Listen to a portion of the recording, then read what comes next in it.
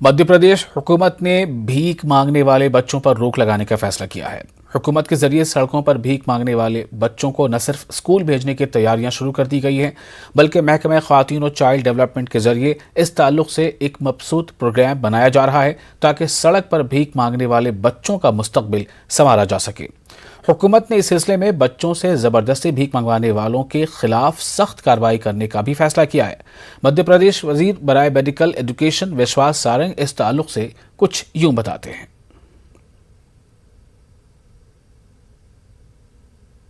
देखिए, हमारा स्पष्ट मानना है कि वो नौनिहाल जिन्हें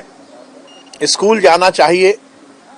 जिन्हें अपने जीवन को संवारने के लिए शिक्षा प्राप्त करनी चाहिए, ऐसे यदि बच्चों के साथ किसी तरह की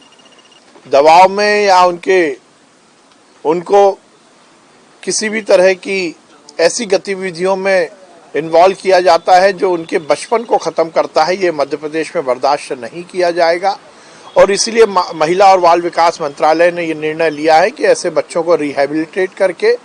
उनके भविष्य के सुव्यवस्थित निर्धारण के लिए उन्हें स्कूल भेजा जाएगा और ये सुनिश्चित किया जाएगा कि वो इस तरह की किसी भी गतिविधि में सम्मिलित ना हो।